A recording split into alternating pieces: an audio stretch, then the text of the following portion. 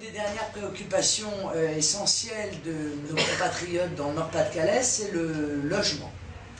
Le logement dans lequel les délais d'attente sont aujourd'hui de 4 à 5 ans. Je parle évidemment du logement social, où, je le dis très clairement, la discrimination positive s'applique déjà depuis de très nombreuses années, au détriment toujours des mêmes, ceux qui ne sont pas dans les quotas et qui n'ont pas le droit d'accéder à un logement sans avoir attendu 5 ou 10 ans avant d'y arriver. Et puis il y a la générosité mondiale, voilà, parce que la région, elle n'a pas d'argent pour aider les habitants du Nord-Pas-de-Calais, mais elle a de l'argent pour aider les habitants de tout le monde entier.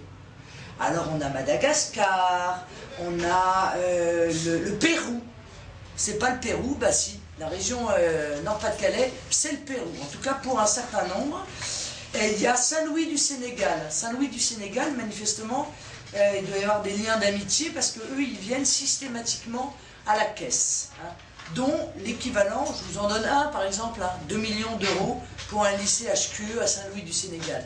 Je connais beaucoup de lycées dans la région Nord-Pas-de-Calais qui auraient besoin d'être réparés, d'être rénovés, de faire l'objet de l'attention de la part de la région, dont je rappelle une fois encore, mais je crois que dans la matière il faut répéter, que l'argent ne tombe pas du ciel, et que l'argent de la région, c'est l'argent des contribuables du Nord-Pas-de-Calais. Et des délibérations telles que celle-là, il y en a des pages et des pages et des pages. C'est sûr que ça permet de faire des voyages. Ça voyage, dans le Nord-Pas-de-Calais, moi les élus là, ils se promènent, parce qu'ils vont voir après les réalisations, vous voyez. Voilà. Bon. De qui se moque-t-on?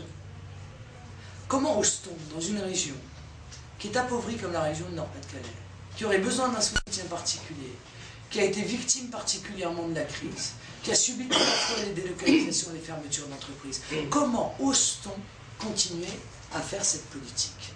Eh bien moi je le dis clairement, je trouve ça honteux, je trouve ça indigne, je trouve ça indécent. Nous ferons d'ailleurs une analyse financière extrêmement précise lors de la présentation de notre liste sur la situation comptable et financière de la région. Le travail que nous avons fait à Hénin-Beaumont, nous le ferons à la région du Nord-Pas-de-Calais. Je plains M. Percheron s'il est réélu, parce que ça va être moins rigolo qu'avec l'ancien mandat. Vous voyez, avec Marine Le Pen et les élus du Front National, ça va être moins drôle qu'avec Mme Létard. Nous ferons une véritable opposition. Nous serons véritablement l'avocat des habitants du Nord-Pas-de-Calais. Nous regarderons précisément la manière dont leur argent est dépensé. Nous dénoncerons l'ensemble du copinage et du clientélisme qui a pourri cette région depuis déjà de trop nombreuses années, poussé, il faut le dire, par une sorte d'impunité, qui consiste à dire que bon, écoutez, c'est notre région, nous se disent les socialistes, on fait ce qu'on veut, on dépense l'argent comme on veut, et comme il n'y a personne pour dénoncer la situation, et bien après tout, on ne voit pas, en l'occurrence, pourquoi on se gênerait. On accorde des subventions à Auchan. Auchan a sûrement besoin qu'on l'aide financièrement.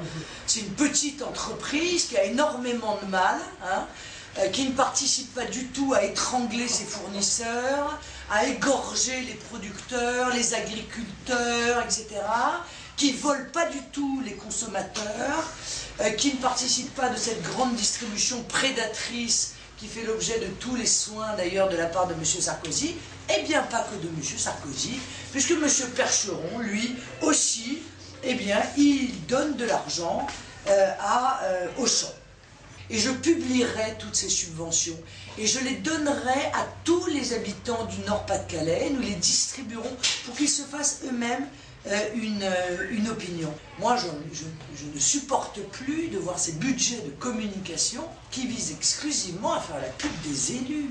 Et si on dépensait l'argent à faire la publicité des produits régionaux, ce serait peut-être mieux, ce serait peut-être plus efficace pour l'emploi et pour l'économie locale. Parce que faire la publicité des socialistes ou la publicité de l'équipe de M. Percheron.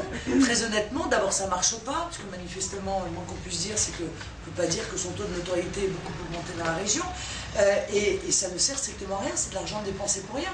Donc je crois que là encore, il faut résolument tourner les budgets de communication vers la communication des produits régionaux, la communication de l'artisanat régional, et accessoirement d'ailleurs des très petites entreprises.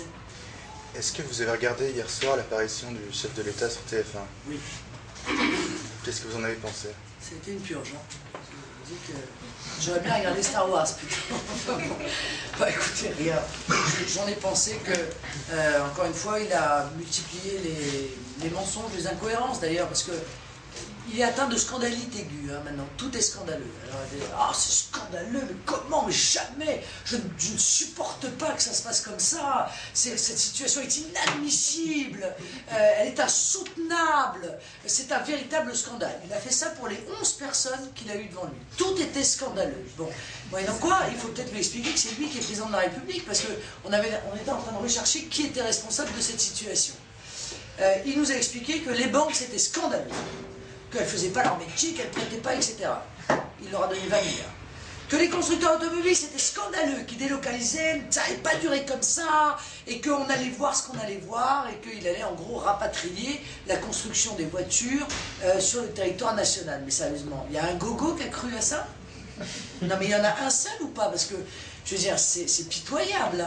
Tout le monde sait très bien que M. Ghosn, reçu par Nicolas Sarkozy, a dit « Écoutez, monsieur le Président, occupez-vous donc de vos affaires et moi je fais ce que je veux. » Voilà. Parce que la réalité, c'est qu'aujourd'hui, le pouvoir économique, le pouvoir, c'est l'économie qui l'a en main. Et c'est de la faute des politiques. Les politiques ont transmis le pouvoir à l'économie et aujourd'hui, le Président de la République a moins de pouvoir, 100 fois, 1000 fois moins de pouvoir que M. Mittal, 1000 fois moins de pouvoir que M. Ghosn et que toute une série d'autres patrons du CAC 40 avec qui il déjeune aux Fouquet's.